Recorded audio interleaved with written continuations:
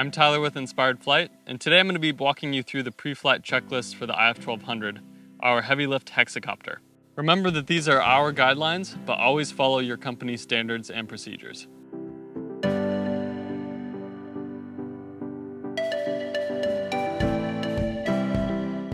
Ensure all 6 arms are lifted and secured into place.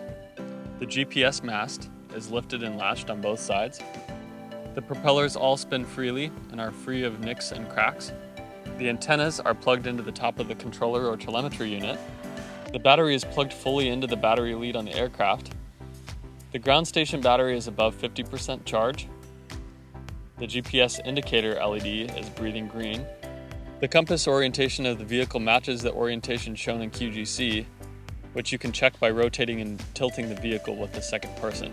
The aircraft's battery level shown in QGC is above 50%.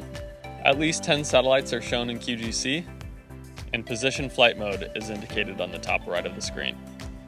Now that we've gone through our pre-flight checklist, the last thing you want to do is make sure that all personnel are clear of the takeoff location and you're ready for takeoff. Arm the vehicle by moving the left stick down into the center of the controller, and take off by lifting straight up on the throttle.